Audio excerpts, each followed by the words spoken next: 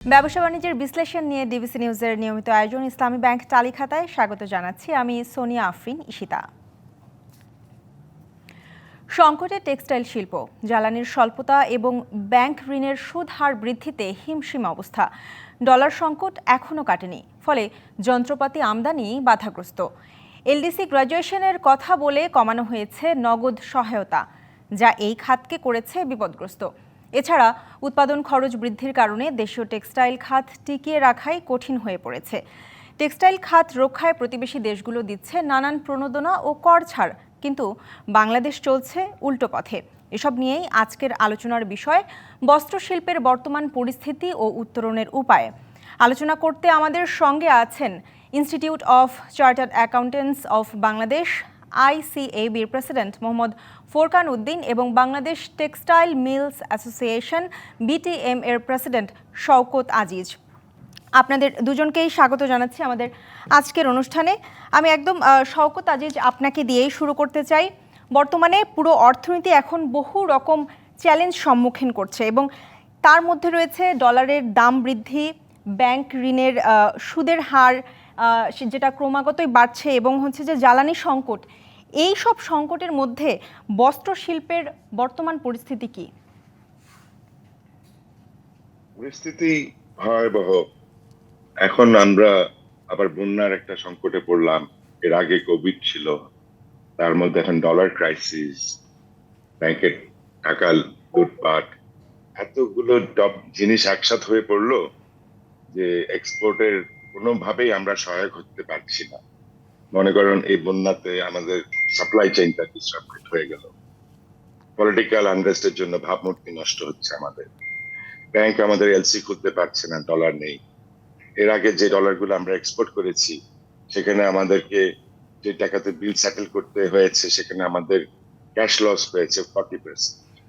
এখন এগুলা হচ্ছে বিপদ, কিন্তু এর মধ্যে সলিউশনও আছে, যেটা আমরা ধাপে ধাপে আলাপ করতে পারি। আপনি যদি একটার পর একটা টপিক আমাদেরকে দেন, এখন তো অনেকগুলো টপিক হয়ে গেল। জি, আমি একটু এই মুহূর্তে ফোরকান উদ্দিন আপনার কাছে আসতে চাইবো যে অর্থনীতি পুনরুদ্ধারের নতুন সরকারের সামনে কিন্তু অনেকগুলো চ্যালেঞ্জ রয়েছে এবং মূল্যস্ফীতি নিয়ন্ত্রণে গভর্নর সুদ হার বাড়ানোর কথা বলছেন। আবার অন্যদিকে শিল্প উদ্যোক্তারা চাচ্ছেন যে স্বল্প সুদে ঋণ তারা নেবেন। সংকট সমাধানে আসলে আপনার পরামর্শ কি? ধন্যবাদ আপনাকে আমাকে আমন্ত্রণ জানানোর জন্য। আমি প্রথমে একটু ডিসক্লেমার দিয়ে নিচ্ছি, আমি যা কিছু বলছি এটা আমার ইনস্টিটিউশনাল মতামত নয়, এটা আমার ফোরকান উদ্দিনের মতামত। তো এখানে আমি যেটা বলছি, দেখেন, সংকট এখন যেটা তৈরি হয়েছে বাংলাদেশে এটা বহুবিধ সংকট। একটা একটা করে যদি আমরা চিন্তা করে থাকি, প্রথম, আমার দেশের টাকা নাই, টাকাগুলো সব চলে গেছে। দ্বিতীয়, আমাদের ডলার ক্রাইসিস, এটা কেন হয়েছে? টাকাগুলো যেহেতু ডলার হয়ে চলে গেছে। তৃতীয়, আমাদের গোল্ডের সাথে ম্যাচ করে টাকা ছাপানো হয় নাই, বাজারে প্রচুর পরিমাণে টাকা চলে এসছে, যেটার জন্য আসলে আপনার এই মুদ্রাস্ফীতিটা ওই কারণেই হয়েছে। আমি জানি না আমাদের গভর্নর সাহেব যেটা বলছেন যে সুদ বৃদ্ধি করে সবসময় মূল্যস্ফীতি কমানো যায়, এটা কতটা প্রুডেন্ট হবে এটা নিয়ে আমি জানি না। উনি অনেক বিজ্ঞ মানুষ, ওনাকে আবার বোধহয় দ্বিতীয়বার চিন্তা করতে হবে, চিন্তা করার সুযোগ আছে। কারণ হলো শুধুমাত্র সুদ বৃদ্ধি করে আপনার বিদেশে অনেক সময় এই থিওরিটা কাজে লাগতে পারে, কিন্তু প্র্যাকটিক্যাল অ্যাপ্রোচে থাকতে হবে। কারণ বাংলাদেশ এবং আমেরিকা এক জিনিস নয়। আপনাকে বুঝতে হবে যে বাংলাদেশের পরিস্থিতিতে বাংলাদেশকে চিন্তা করতে হবে। থিওরি বেস চিন্তা করলে খুব বিপদ হয়ে যাবে বাংলাদেশের জন্য, প্র্যাকটিক্যাল অ্যাপ্রোচে চিন্তা করতে হবে। সো ইন দ্যাট কেসে সুদ বৃদ্ধি করে অর্থনীতিতে মুদ্রাস্ফীতি কমানো একমাত্র উপায় কিনা, এটা বোধহয় দ্বিতীয়বার ভাবার ব্যাপার আছে। এর সাথে আরো অনেক নিয়ামক হয়তো উনি চিন্তা করবেন। আর তৃতীয়ত হলো, ধরেন আমাদের অর্থনীতিতে এখন চ্যালেঞ্জগুলো কোথায়? আমাদের প্রথম চ্যালেঞ্জ হলো আমাদের ডলার। আমাদের ব্যবসায়ীদেরকে আমরা যেভাবে ফ্যাসিলিটেট করার কথা সেটা কিন্তু আমরা করছি না। দ্বিতীয় চ্যালেঞ্জ হলো আমাদের পলিটিক্যাল চ্যালেঞ্জ। এই পলিটিক্যাল চ্যালেঞ্জটা আমি আশা করি এটা হয়তো ডাউন দি লাইন বা কিছু সময়ের পরে হোপফুলি আমরা এক্সপেক্ট করতে পারি যে হয়তো কোনো একটা কিছু ঠিক হবে। তৃতীয় হলো আমাদের এক্সপোর্ট ডাইভার্সিফিকেশন নাই। আমাদের এক্সপোর্ট ডাইভার্সিফিকেশন নাই। আমাদের ব্যবসায়ীরা যারা এই দেশটাকে আসলে টিকিয়ে রেখেছেন, ওনাদেরকেও চিন্তা করতে হবে। শুধুমাত্র আরামায়েশি থেকে গার্মেন্টস দিয়ে চললে ওনাদের লাভ হবে।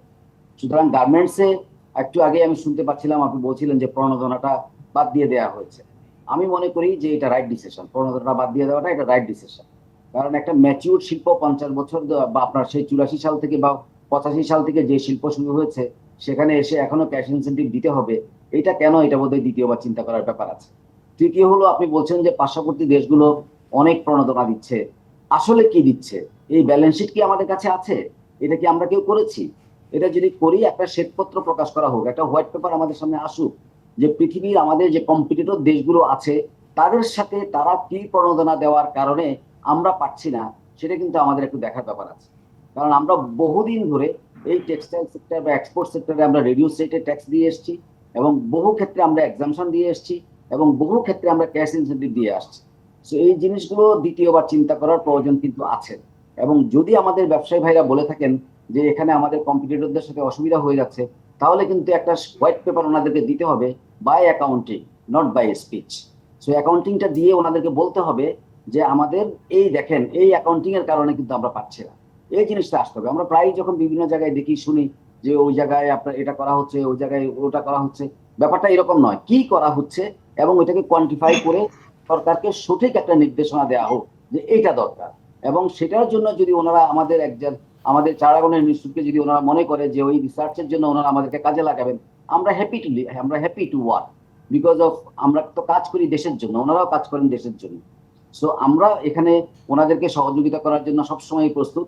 ওনারা আমাদের কাছে আসতে পারে যে ভাই আপনারা আমাদেরকে এটা করে দেন, এটা করে দিয়ে আপনারা বলেন যে আমাদের এই পার্শ্ববর্তী দেশ এটা করছে, আমরা এই জন্য সাফার করছি, আপনারা এটাকে দাঁড় করান, কোয়ান্টিফাই করেন যে আসলে কি দরকার আমাদের, সেই জিনিসটাকে আমরা ওনাদেরকে সহযোগিতা করতে পারি। নাম্বার 4, সবচেয়ে বড় জিনিস যেটা হলো যে transparent system, transparent accounting system. এটা কিন্তু একটা বড় বাধা আমাদের দেশের ডেভেলপমেন্টের জন্য, যেটা আমরা কিছুটা ওভারকাম করতে পেরেছি। যে আমাদের দি institute of chartered accountants Bangladesh, আমরা ডকুমেন্ট ভেরিফিকেশন সিস্টেম একটা করে দিয়েছি, যেটার কারণে হয়তো আজকে কিছুটা কন্ট্রোল হয়েছে বলে আমরা মনে করছি। এবং এটা যদি সার্ভাইভ করে যায়, ধীরে ধীরে হয়তো এই ট্রান্সপারেন্ট অ্যাকাউন্টিং সিস্টেম যেটা নিয়ে আজকে আমরা কথা বলছি, এটা হয়তো এস্টাবলিশ হয়ে যাবে। সো আমরা মাত্র এটা 2022 সালে institute of chartered accountants Bangladesh করে দিয়েছে, and I was the leader of that project. এবং সেখানে আমরা যখন করে দিয়েছিলাম, সেইটার কারণে আজকে হয়তো কিছুটা ট্রান্সপারেন্সি তৈরি হয়েছে। আমি বিশ্বাস করি ডাউন দি লাইন 5 ইয়ার্স এটা আরো এস্টাবলিশ হয়ে যাবে, কারণ ওটার সাথে আরো অনেক কিছু আমাদের করার আছে। অ্যান্ড থার্ড হলো আমাদের এক্সপোর্ট ডাইভার্সিফিকেশন। তো এক্সপোর্ট ডাইভার্সিফিকেশন করতে গেলে আমাদের যারা কম্পিটিটর দেশ আমাদের সাথে আছে, আমাদের এক্সপোর্ট করার জন্য আমাদের সবচেয়ে বড় অসুবিধা হলো আমাদের র ম্যাটেরিয়াল। আমাদেরকে যেহেতু র ম্যাটেরিয়ালটা ইম্পোর্ট করতে হয়, ম্যাক্সিমাম ক্ষেত্রে আমাদেরকে র ম্যাটেরিয়াল কিন্তু ইম্পোর্ট করতে হয়। সো ইম্পোর্টের সাপ্লাই চেইনের যে একটা ইন্টারাপশন আমাদের রাশিয়া ইউক্রেন যুদ্ধ থেকে শুরু হয়েছে, সেটা আজকে পর্যন্ত বিদ্যমান, বিভিন্ন কারণে আমাদের এটা হচ্ছে। একটু আগে রাসেল ভাই যেটা বলেছেন যে বন্যা ডেফিনেটলি আমাদের সাপ্লাই চেইনকে হ্যাম্পার করেছে, কিন্তু ডলার আমাদের গার্মেন্টস সেক্টরকে কখনো চ্যালেঞ্জে ফেলার কথা নয়। কারণ গার্মেন্টস ডলারে আসে, ডলারে রিপেমেন্ট হয়। অন্য ইন্ডাস্ট্রিগুলোতে ডেফিনেটলি একটা বড় ধরনের চাপ। গার্মেন্টস এর উপরে শুধুমাত্র একটাই চাপ আমি যেটা দেখতে পাচ্ছি এই মুহূর্তে, সেটা হলো সাপ্লাই চেইন ইন্টারাপশন। আর প্রোডাকশন কস্টের ব্যাপারে ওনারা যেটা বলছেন, শুধুমাত্র প্রোডাকশন কস্টের কথা চিন্তা করে কিন্তু আমাদেরকে মাথায় রেখে বিজনেস করলে তো হয়তো ওনারা ভালো বুঝবেন, because of they are the businessman. সেটা বড় কথা না, প্রোডাকশন কস্ট তো থাকবেই, তাহলে আমাকে প্রাইস বার্গেনিংটাও বিদেশের সাথে করতে হবে। সেই প্রাইস বার্গেনিং এ আমরা কতটুকু এগিয়ে আছি সেটা আমরা দেখতে হবে। এবং সেখানে যদি আমরা দেখি যে আমাদের কোনো গার্মেন্টস ব্যবসায়ী ভাইদের জন্য যদি আমরা দেখি যে আমরা কম্পিটিটিভ এজে যেতে পারি না, সেক্ষেত্রে ওনারা ওনাদের অ্যাসোসিয়েশন থেকে ওনাদের সাথে কথা বলে সেটা চেক করতে পারেন। সুতরাং এই কতগুলো দিক নিয়ে আমাদেরকে এগোতে হবে। And finally very very very important issue is, এই যে ফ্লাডটা আমাদের হয়ে গেল, এটার জন্য যদি কোনো কারণে আমাদের এগ্রিকালচারে বাধা আসে, আমরা কেন এখন পর্যন্ত বাংলাদেশ টিকে আছি আসলে, ইটস বিকজ অফ এগ্রিকালচার। যদি একটা বছর আমাদের ফসলহানি হয়ে যায়, বাংলাদেশের অর্থনীতি কিন্তু আর দাঁড়ানো খুব কঠিন হয়ে যায়, বিকজ অফ আমাদের কাছে এমনিতেই আপনার ক্যাপিটাল মেশিনারি আনা থেকে শুরু করে অন্যান্য জায়গায় আনার কিন্তু সুযোগ নাই। সেই ক্ষেত্রে যদি কোনোভাবে এগ্রিকালচার সাফার করে, then we are gone. So এই জায়গাটা সরকারকে একেবারে আটমোস্ট প্রায়োরিটি দিয়ে এগ্রিকালচারটাকে আগায় রাখতে হবে, কারণ এই এগ্রিকালচারই কিন্তু আজকে পর্যন্ত এই দেশটাকে কিন্তু টিকিয়ে রেখেছে। বিকজ অফ যদি ফুড ইম্পোর্ট যদি আপনি করেন, তাহলে এই দেশ কোনোভাবেই সার্ভাইভ করবে না, কারণ ওইটা কিন্তু আমাদের কাছে নাই। জি, ঠিক এই এই এই মুহূর্তে আমি আসতে চাইবো শওকত যে আপনার কাছে, যে বাংলাদেশের টেক্সটাইল খাতে 40 থেকে 50% উৎপাদন কমে গিয়েছে। এর পেছনে আসলে কারণ কি? এটা কি শুধু জ্বালানি সংকট কারণটাই, নাকি সবগুলো মিলেই আসলে এই উৎপাদন কমে যাওয়ার কারণটা? এখানে অনেকগুলো ফ্যাক্টর আছে। মনে করেন যে পলিটিক্যাল আনরেস্ট এটা এতদিন এত এইভাবে সারপ্রাইজ হয়নি, মানে সারফেসে আসেনি, এখন তো এসেই গেল। এখন বিদেশের কাছে আমাদের ভাবমূর্তি যেটা আছে সেটাকে রিস্টোর করতে হবে। তো সরকার চেষ্টা করছেন সেদিকে মনোযোগী হওয়ার জন্য, বা যথেষ্ট কষ্ট করছেন, এটা একটা ফ্যাক্টর। আর ভাই যেটা বলেছেন এক্সপোর্ট সাবস্টিটিউট হচ্ছে একটা ভালো অবস্থানে যখন থাকবেন এই কথাটা তখনই মানায়। এখন আপনার হাতে বাস্কেটে যেগুলো আছে এগুলো নিয়েই তো আপনি টানাটানি, এগুলাকে কি বাঁচিয়ে রাখতে পারবেন? জাপানের যখন দুর্ভিক্ষ হয় তখন তারা কিন্তু একবেলাও খেয়ে দেশটার ইকোনমি ঠিক করে এনেছিল। তা আমাদের হয়তো সাময়িক কিছু প্রবলেম যেতে পারে, কিন্তু এখন যদি আপনি এক্সপোর্ট করতে না পারেন, শিল্প তো সবাই জানে, এটা কমন কথা, ইকোনমির একটা দায়িত্ব। এখন শিল্প যদি না টিকে তাহলে আর ইকোনমি কোত্থেকে টিকবে, আমি এটা বুঝতে পারছি না। এখন গ্যাস নেই, আমাদের প্রতিটা ফ্যাক্টরি বন্ধ, আমরা বেতন দিতে বাধ্য হচ্ছি। তো বেতন যখন আমি দেব, তো এটা তো আমার কাঁচামালের টাকা থেকে চলে যাচ্ছে উইদাউট পারফর্মিং এক্সপোর্ট। গার্মেন্টস হ্যাঁ চলছে, কিন্তু খুব একটা ভালোভাবে চলছে বলে আমি মনে করি না, তাদেরও কিন্তু অনেক ফাইন্যান্সিয়াল এইড দরকার আছে। যেমনটি আমরা সেদিন প্রধান উপদেষ্টাকে প্রস্তাব রেখে এসেছি যে আমাদের রিশিডিউল করার মানে ব্যাংকের ক্ষতি না, এটা হচ্ছে উইন উইন সিচুয়েশন। আমাদের রিশিডিউল করে দিতে হবে, আমাদেরকে গ্রেস পিরিয়ড দিতে হবে, আমাদেরকে আপাতত 3টা কোয়ার্টারের জন্য ক্লাসিফাই করা জি যাবে না। শওকত আর আজিজ, আমরা আমরা উত্তরটি নিব, কিন্তু তার আগে আমাদের সময় হয়েছে একটি বিরতি নেবার। বিরতির পর থেকে ফিরে এসে আমরা আবারও আলোচনায় ফিরব। অবশ্যই। বিরতি নিচ্ছে ব্যবসা বাণিজ্যের বিশ্লেষণ নিয়ে ডিবিসি নিউজের নিয়মিত আয়োজন ইসলাম ব্যাংক টালিখাতায়, সঙ্গে থাকুন। আবারও স্বাগত জানাচ্ছি ব্যবসা বাণিজ্যের বিশ্লেষণ নিয়ে ডিবিসি নিউজের নিয়মিত আয়োজন ইসলামী ব্যাংক টালিখাতায়। আলোচনার বিষয় বস্ত্রশিল্পের বর্তমান পরিস্থিতি, উত্তরণের উপায়। এবং আলোচনা করতে আমাদের সঙ্গে যুক্ত আছেন আইসিএবির প্রেসিডেন্ট মোহাম্মদ ফোরকান উদ্দিন এবং বিটিএম এর প্রেসিডেন্ট শওকত আজিজ। আবারও আপনাদের দুজনকেই স্বাগত জানাচ্ছি। বিরতির পূর্বে যেমনটা বলছিলাম শওকত আজিজ, যে পূর্বে যেমনটি আপনি বলছিলেন যে উৎপাদন কমে যাওয়ার কারণে শ্রমিকদের বেতনটা দিতেও আসলে হিমশিম অবস্থা, ঠিক সেইখান থেকে আবারও জানতে চাই।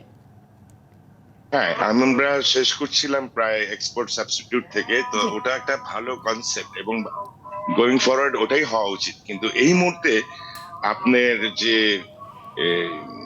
ইন্ডাস্ট্রি গুলো আমাদের হাতে আছে এদেরকে পেনিসিলিন দেওয়াটা আরো বেশি এখন সময় উপযোগী হবে বলে মনে করি। আর ইনসেনটিভ যেটা ফোরকান ভাই বলেছেন, আমি ওনার সাথে একমত। ইনসেনটিভ দিয়ে দিয়ে আপনি কতদিন আগাবেন, কিন্তু ইনসেনটিভ সরকার কেন দেয় এটা আপনাকে বোঝার চেষ্টা করতে হবে। আমি মনে করি ইনসেনটিভ দেওয়া হয় একটা ইন্ডাস্ট্রি গ্রোথ আনার জন্য, তাকে সাস্টেনেবল করার জন্য। আর কোন ঝুঁকিপূর্ণ যেমনটা আমরা এখন পার করছি, এখন ইনসেনটিভ আমি মনে করি ইন্ট্রোডিউস করার একটা সময় এসছে। বাট আমি বলছি না যেটা আপনি অনেক দিনের জন্য করবেন, আপনি আমাদেরকে বাঁচানোর জন্য। যেমন সরকার তার নিজের ইন্টারেস্ট আগে দেখবে, আমি না থাকলে সরকারের কাছে আপনার ডলার কোত্থেকে আসবে? তো আমাদের যে দুঃখ কষ্ট, আমাদের যে জিনিসগুলো দরকার, সরকারের থেকে যে চাহিদা, সেগুলো যদি সরকার আমাদের সাথে আলোচনা করে আপনার এগুলা নিয়ে বিশ্লেষণে নামে, তাহলে আমার বিশেষ আমাদের কিছু চাইতে হবে না, ওনারা নিজেরাই আমাদের কাছে এগুলা হাজির করার ব্যবস্থা করবে। জি, অসংখ্য ধন্যবাদ। মোহাম্মদ ফোরকান উদ্দিন, আপনার কাছে আসতে যাই। আমরা একদমই অনুষ্ঠানের শেষের দিকে চলে এসেছি। আন্তর্জাতিক বাজার প্রতিযোগিতায় টিকে থাকতে সক্ষম বস্ত্রশিল্প বাংলাদেশে কতটুকু সম্ভব, এই বিষয়ে আপনার মতামত কি? বাংলাদেশে এটা সম্ভব। বাংলাদেশে এটা সম্ভব, অনেক সম্ভব, কারণ বাংলাদেশ এটাকে কম্পিট করে অন্য দেশ আগানো খুব কঠিন হবে। তবে সেই ক্ষেত্রে আমরা যদি এই আত্মতুষ্টিতে ভুগি যে আমার যে ইনফ্রাস্ট্রাকচার আমার কাছ থেকে কেউ বুঝতে পারবে না, তাহলে বড় ধরনের ভুল হয়ে যাবে আমাদের। তো ওই ভুলটা না করে আমি আবারও একই রকম ভাবে বলতে চাই যে আমাদের যারা বিজিএমইএ বা বিকেএমইএ বা বিটিএম, তাদের সাথে আমরা বসি, ওনারা একটা হোয়াইট পেপার রেডি করুক। আসলে ওনাদের দরকারটা কি, পিসপিল বেসিসে না বলে হোয়াইট পেপারটা ভেরি ইম্পর্টেন্ট, অর্থাৎ রিসার্চ বেসড একটা ডকুমেন্ট দরকার, যে কি লাগবে আসলে ওনাদের, কি হলে ইন্ডাস্ট্রিটা বাঁচবে। ক্যাশ ইনসেন্টিভ দিয়ে ইন্ডাস্ট্রি বাঁচবে, নাও তো হতে পারে। সুদ কমালে ইন্ডাস্ট্রি বাঁচবে, নাও তো হতে পারে। কারণ সুদ আপনি কমাই দিলেন, আপনি কি বলে ইলেকট্রিসিটি দিতে পারলেন না, আপনার হবে না। আপনি গ্যাস দিতে পারলেন না, হবে না। সুতরাং একটা কম্পোজিট চিন্তা করতে হবে, অর্থাৎ সবকিছু নিয়ে আপনাকে একটা চিন্তা করতে হবে ওনাদের দরকারটা কি। আমি আবারও মানে ব্যক্তিহীন ভাষায় বলতে চাই যে এই হোয়াইট পেপারটা রেডি করার জন্য দি institute of chartered accountants Bangladesh is ready to help them. ওনারা আমাদেরকে ডাকলেই পাবেন to prepare this white paper. আমরা ওনাদেরকে হেল্প করবো, কারণ আমরা সব জানি না, ওনাদের ইনপুট নিব, আমরা আমাদের এক্সপার্টিস দিব, দিয়ে রাষ্ট্রের জন্য আমরা একটা কিছু দাঁড় করাই যে আমার দেশের এই বিজনেসটাকে আমরা কিভাবে সেভ করব। এই ব্যবসাটাকে যদি আমরা বাঁচিয়ে রাখতে পারলে ইকোনমি বাঁচবে না, কারণ economy always really run by the business, not by the others. আমরা যারা প্রফেশনাল আছি আমরাও বাঁচবো না যদি ব্যবসা না হচ্ছে। সুতরাং ব্যবসাটা আমাদেরকে করতে হবে। সেই ক্ষেত্রে আমরা সরকারকে যেটা হেল্প করতে হবে যে তাদেরকে একটা ক্লিয়ার গাইডলাইন আমাদের কাছ থেকে যেতে হবে যে আসলে আমাদের কি দরকার, আসলে আমাদের কি দরকার।